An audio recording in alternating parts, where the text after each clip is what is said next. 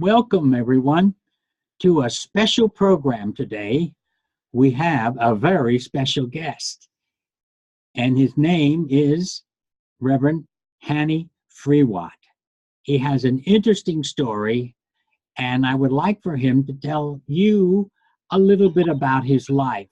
But first, I'm going to greet Hanny. Hi, Hanny. Hi, Rabbi. And some of you might wonder why he called me Rabbi, because that is an Aramaic expression. It's equivalent to the term like rabbi, only it's stronger in the Aramaic. It means a great teacher. So this is what they called Jesus. They called him Rabbi Ishu. And now let's go back to Reverend Hanny Freiwat. Hanny, tell us a little bit about your life. I know that people would be interested in that, where you're from, etc. Greetings, everyone. Great to have this opportunity to introduce myself and get my work going online as well. My background is rather unique, actually. Both my parents were born in the Holy Land. My father is from a small village near Nazareth, and my mom was actually born in Jerusalem. My journey began in Libya as a child and traveled into the United Arab Emirates. Most of you probably heard of Dubai. On my way to the States for college when I was 18. And I've been mainly here. I went back for a couple of years to be with the family after I graduated. And then the US has been my home for many years. I moved through different states. And during my travel, I was searching as traditional religion that I grew up in. My influences were Greek Orthodox Christianity, as well as we call it Roman Catholic, which is an Eastern version or Byzantine version of the Catholic Church. That was my background, but I kind of stepped away from it and during my journey. And one day I found myself at a Unity Church in Tustin, California, where Dr. Errico was speaking. My wife told me I was teaching the children's ministry, so I did not go into the main church at the time. But my wife heard Dr. Errico before I did, and came back to me and got me into the second service, telling me that I really had to listen to this new Eastern way of looking at Christianity, which I found very ironic that I had to listen to a guy from New York teach me about the religion that's from my dad's village, basically. So I did that. And I listened to Dr. Errico speak and do the Lord's Prayer in Aramaic and explain the meaning of it, which resonated with me, with my cultural background as well. And I learned that he was doing a seminar the next Saturday about Moses. And I committed that I'm going to go. But then when the time came, I actually wanted to go play soccer instead of going to church. My wife insisted that I should honor my commitment to her mainly and to myself and go attend that seminar. And I'd say that was the beginning, because we did not, though we connected during the seminar, I listened to Dr. Errico speak and had a bit of a personal interaction with him when he was doing the book signing. But then time passed and I was traveling to Oregon for my computer consulting business that I'm kind of still in. And I was attending a book group at the Unity in Oregon, and they told me Dr. Errico is coming to Cannon Beach. So again, I was intrigued, and I stayed the weekend and went and listened to Dr. Errico over a 2-day seminar in Cannon Beach, Oregon. That's when we really made the connection. And it was an odd one, Rabbi, as you recall probably, because he had been teaching somebody else, and was almost burnt out on mentoring a person. It's an intense effort, and I was not in a space. I was consulting, and I was doing a lot of travel. I was living in California at the time, and traveling. So I told him, hey, listen, I don't want to put any burden on you, and I don't have the time to do so.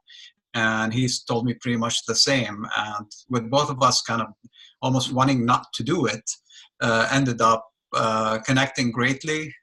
He gave me a list of books and to start reading, including his commentaries and Dr. Lams's commentaries.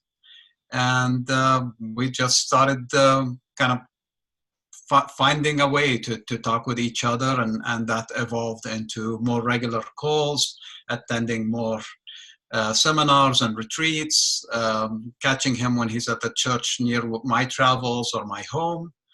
And here we are, and that was back in like the late 90s, I believe. And here we are close to 20 years later, finally getting to share a screen together. I know we shared different pulpits and stages together, but this is the first time we are actually on the internet having a chat. Wonderful. What was your what did you feel about the Aramaic when you first contacted it? I mean, your own inner response to it. That's really the whole thing. To me, is I grew up in Eastern culture. Being the eldest of the male in my family, I'm the eldest male of the eldest male. I had a lot of the tradition passed to me.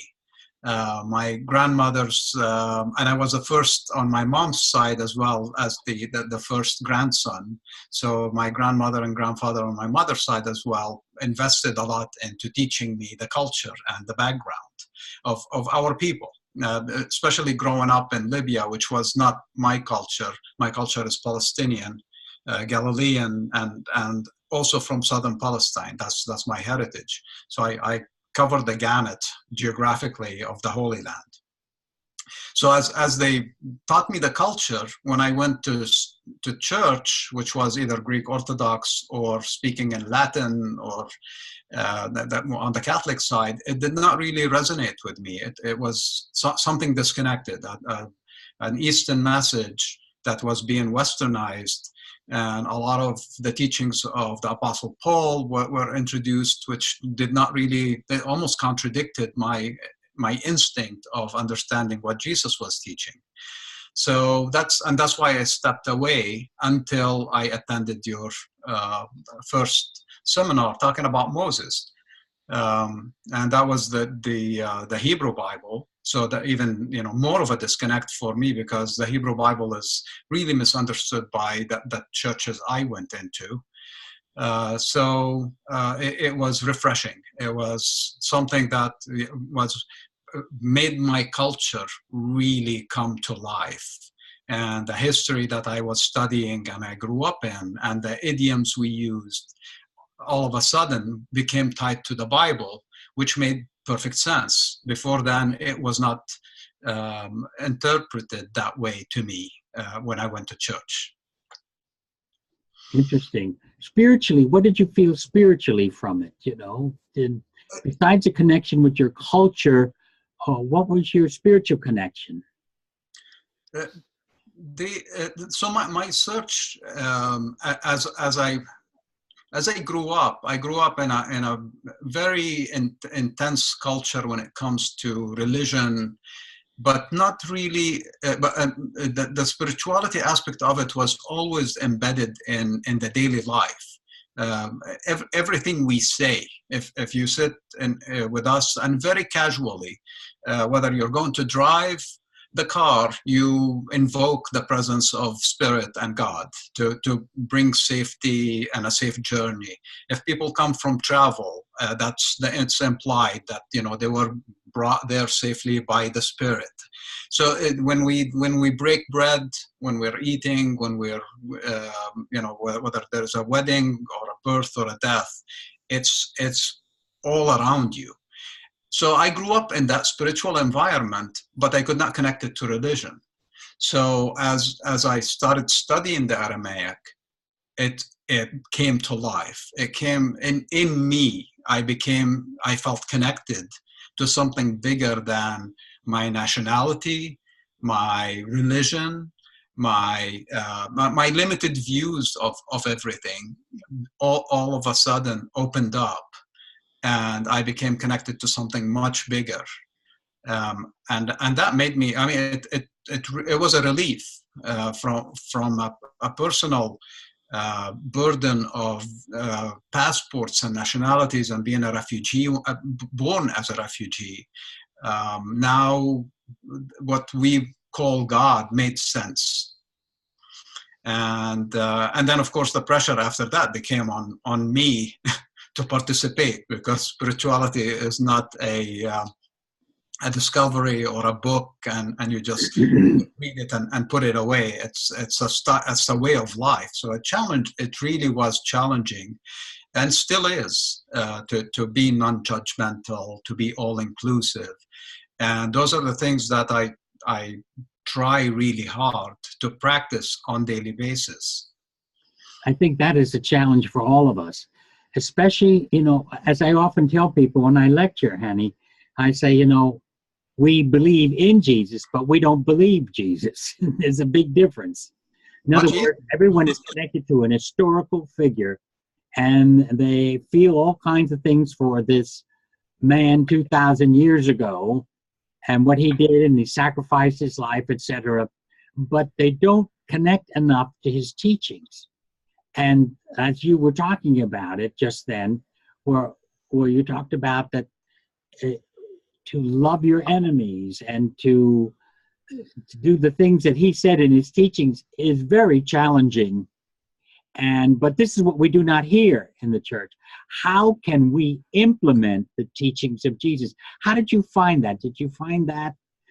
We don't find it much in the churches because they're too busy talking about other things, But how to implement the teachings of Jesus in order to have a good community of people, even to have a good nation, the aspects of truth, and I'm speaking that in general terms. I'm not talking about dogma of truth, but just truth itself, like love and peace and joy and harmony. These are the things Jesus emphasized. And that's how we will have a community where we can be flowing with one another, even though we may not agree on everything. So how do you find Jesus' teachings in the Aramaic? Well, that's as back to your original question about how I came into this work and my journey in this work. That's a big part of it. Is early on, as I started reading, it was like an urge to express, and I was lucky enough to find ministers who noticed that about me, and they allowed me to go into their own community, their own churches, trusted community that they've built very carefully, and gave me a Sunday adult class, or invited me to even speak at the Sunday service or open with the Lord's Prayer, and gave me the opportunity to teach. And as I started teaching, I had I had to dig a lot deeper into the teachings and into myself, because I had to be authentic. I had to understand that the message that I'm delivering, the Jesus method is very complex, yet it's very simple. And that's the challenge of living it and teaching it. But the guarantee is that you feel good. The guarantee is that you have joy, and it's true joy. It's not something that's going to disappear. It's not I don't go to you to listen to you and walk out feeling great, and as soon as I get in my car, I turn the news on and now the world is gloomy. It's not. The perspective is different. Yes. And you start.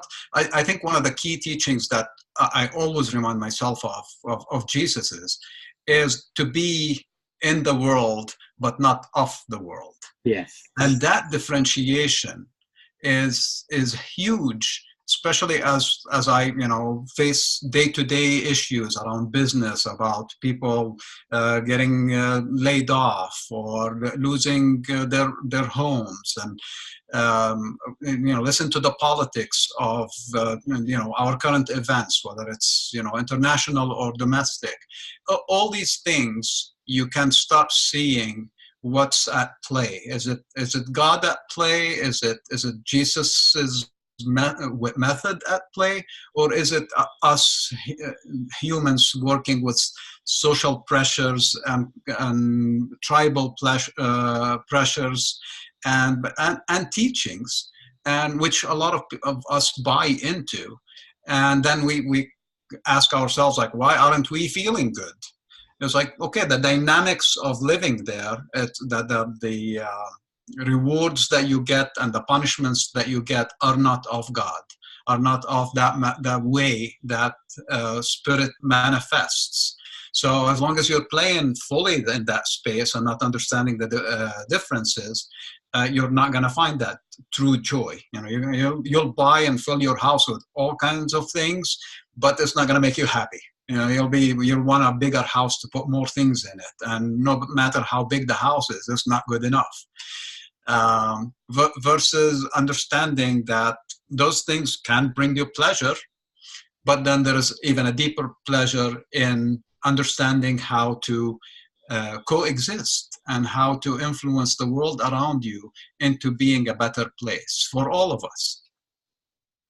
So yeah, I mean, hopefully I'm answering, but yes, you are. It's very good, very clear. We don't have much time, so I'm going to ask you, in concluding our session together, if you would do the Lord's Prayer in Aramaic. They always hear me doing the Lord's Prayer in Aramaic, but I'd like for you to chant it, because you do it so well. I cannot chant it as well as you do. So in closing our session together, and when you're finished with the prayer, I will just close out our meeting. But I would like for you to chant it for the people. Would you do that for us now? I'll give it a shot. Okay. أعوند وشميا نتقداش شماخ تأتي ملكوتاخ نهوي صويناخ كند وشميا أبر